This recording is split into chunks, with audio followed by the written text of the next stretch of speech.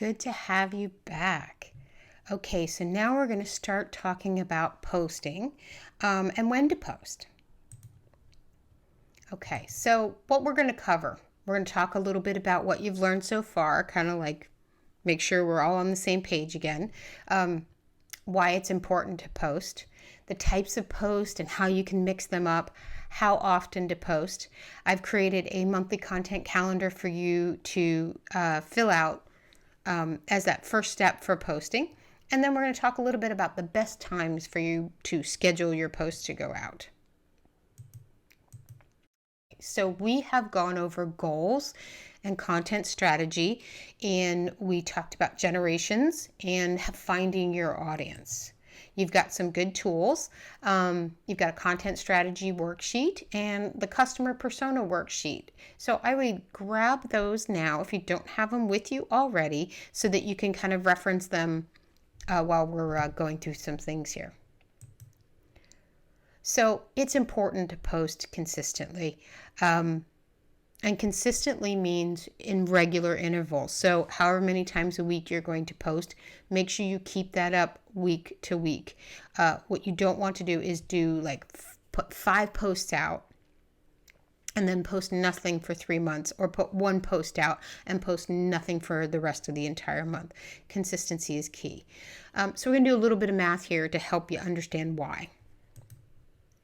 Okay, so your average social reach across all of the platforms are somewhere between 2 and 7%, meaning you put a post out there and 2 to 7% of your followers are actually going to see it, right? There's this math that the platforms do. They don't show everybody everything. So what you want to do is you want to get as many people as possible that are following you to see your posts. And engagement is the key to that. Engagement is they like your post, they comment, they share, or they interact with it in an appropriate way. Like for events, they say, yes, I'm going, no, I'm not, or I'm interested. And then that triggers something. The engagement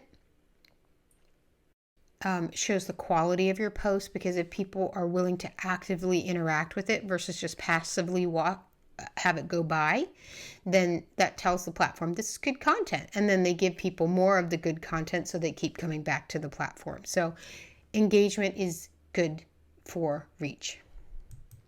And what gives you the most engagement is posting consistently. The more you post, the more people that are going to interact and engage with your post, which in turn is going to have that platform show it to more people. And the goal is to try to reach as many people as you can, but realistically, a 10 to 20% reach is pretty awesome. So what type of posts, right? Educational posts are like one of the foundational posts that I really like, because I believe the statistic is something like 85 to 90% of people that read something that educates them want to buy from the subject matter expert that educated them, right? So if you read a post or a blog article and you resonate with it, you know that person gets what you get, right? And that's what an educational post does. It really plants you as a subject matter expert in what you do. Funny posts. We all love being entertained. And so funny posts can do that, where you can, mix it in there with everything, make people laugh a little bit, and they'll remember you. Stories are great. So Facebook and Instagram stories, they're very popular. People are consuming them. So you're going to get better reach even if you're putting stories out there versus a CenterWell post. Design posts to be engaged with. So you're asking questions, you're putting quizzes out there, and you're doing contests. You can even do like a Jeopardy quiz where you post the answer and they have to figure out what the right question is. And if you're doing that like every week, people are going to come to look for it and then want to interact with it. Contest the same way. You don't have to give away something of monetary value. You could ask people to name something, right? If you created a new dish in your restaurant and you want to put a little contest out there, it's like, what would you name this dish? People are just going to engage with that because they want to be part of it. And then you could even announce the winner and not even give anybody anything. It's just, again, People like that kind of stuff. Behind the scenes is another one. Footage of your back office that the general public doesn't get to see, back of the house for the restaurant, how you make your product, or how you install something is always good. If there's a special piece of equipment that you provide, that you use, that makes your service different, you can talk about that. Interview your employees, company parties, like little snippets and pieces. People really like that stuff. It makes the company feel more human. And then finally, calls to action, which are very important. In an organic posting, a lot of people are either on one side of the fence or the other, meaning they either do too many calls to action, but what I see a lot is they do no calls to action. And a call to action is buy my stuff, right? Schedule some time to talk to me. And if you're doing all of these other posts, if you're giving them behind the scenes and you're educating them and you've got contests and quizzes going on, you've earned the right to ask for the business. They may say no, but they're not going to be upset that you ask, because that's not the only thing you're doing.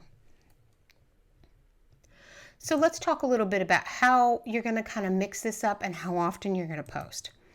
So I like using a 3-to-1 ratio. So 3 non-sales posts, so like stories, education, something funny, to a call to action post. So you're giving 3 times before you're asking for business, and then you're giving again. You can certainly space it out more, but I wouldn't go more than 6 posts to a call to action. Right? Because you do want to ask for the business. You're never going to get it if you don't ask for it. Okay. Mins and maxes for posting. So let's go back to the philosophy of good, better, best, right? Something is better than nothing. So good is, 1 to 2 per week. 1 post per week, every week, consistent, is better than nothing. Better, 2 per week. Best and max is going to be 1 to 2 per day, and you can mix that up. You can do 2 one day, 1 the next day, but you're posting 7 days a week there. Think about the time you have to do this. If you're a business owner and you're juggling a lot of things and you've decided to take this on yourself, then 1 to 2 per week, or even 1 per week, is the best that you can do, and that's okay. It's better than probably what you're doing today. If you're a social media manager and your sole job is to manage and post the social media platforms, then strive for a little more. You may not be ready to do 2 per day yet, but if you implement this process that we're doing here and you start out with at least 3 per week or 5 per week, you can work your way up to it if that's your goal. So start somewhere and be consistent with it. Okay, so now I'm going to walk you through the content calendar that I created for you. Okay, so the content calendar is designed to help you figure out what type of post you're going to post each day, so you get a nice mix of the different types of posts. At the bottom here, I gave you a nice little key. So your minimum is going to be 1 to 2 per week, and the maximum is 1 to 2 times per day. And then a little key. So for stories, questions, quizzes, all the different types. Then what you want to do up here is for any given month. And you may only need to really fill this out once, or maybe 2 of them, just so that you're getting a mix. But honestly, then you can translate this and reuse it from month to month after that. So in the day, you're going to put the type of post. So S is for story, and maybe you want to throw a question out there the same day. And if we're going light, we don't do anything the second day. Third day could just be a contest post. Name this new pair of shoes that we've created. And then you could be done. And then the next week, you could just be doing 2 posts, right? Instead of 3 this week. You're going to do an educational post. And notice where we are. Now we can do a call to action post. So you gave them a story. You asked them some questions, that help them out. You had a little contest they could participate in. You educated them, and now you're asking for the business. Hey, want to buy a pair of shoes? So do that for the entire month. Fill in all the dates. Figure out how you want to mix this up, and be realistic. If you can't get behind the scenes content, or you're really scratching your head on what that could be, then just fill in the others. You don't have to use all of these. Or maybe you're only doing one behind the scenes per month. What's interesting is as you consistently do this more, and we're going to talk about it in the reporting section to see what posts are doing better than what, there may be posts on here that just don't work for you, and then you can eliminate them completely and replace them with ones that do work better for you. So we'll talk about that in that lesson. Okay, so you go ahead, finish filling this out. So hopefully you have finished filling out your content calendar.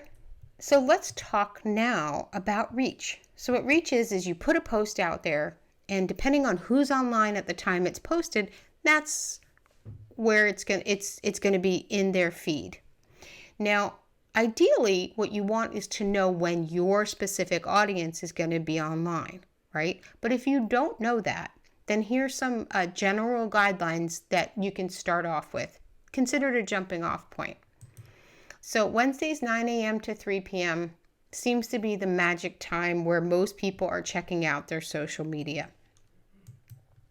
In general, weekdays 9 a.m. to 3 p.m., the other days fluctuate Monday, Tuesday, Thursday, Friday, but Wednesday's the better day. And then on weekends, they tend to spend more time first thing in the morning before they go out for their weekend activities. And then in general, Sundays seem to be the least popular day. But again, you got to check your industry. In the housing industry, they do open houses on Sunday. So if someone is looking to buy or sell a home, their mindset is in a Sunday, right? They're either looking for open houses or they're thinking about when they're going to schedule an open house. That's why reviewing your specific page insights are so important, because while these are the norms, they may not work for you. In the digital library, there is a video on how to find your Facebook page insights that tells you when your specific audience is online, dates and times, and you can extrapolate that out to the other platforms that you're using as well. If your page is brand new, or let's say you haven't posted in months, start with the general guidelines, and then once you start posting consistently and you're getting some data, go into your page insights, see when your people are online, and then adjust those times accordingly. Okay, so lots of information as usual. So let's talk about a couple next steps that are going to help you balance everything out and get you moving forward. So research your best times. Like I said, if you don't know when they are, and there's no data in that Facebook Insight page, use the guidelines. So posting, we talked about good, better, best, right? Make an agreement with yourself on how often you are going to post. Is it once a week, twice a week? What is it up to that 1 to 2 times per day? Then fill out that calendar, right, with that goal. So if it is just once a week, put it in and then make sure you're following the 3-to-1 ratio. So week 1 would be a story post. Week 2 could be educational. Week 3 could be funny. Week 4 is a call to action, but just make sure you're including them. Okay? So questions, want me to look at your calendar, submit them. Make sure you're including your content strategy worksheet as well as your persona. The more information, the better my answer is going to be. Okay? Go finish those content calendars, and I will see you in the next lesson.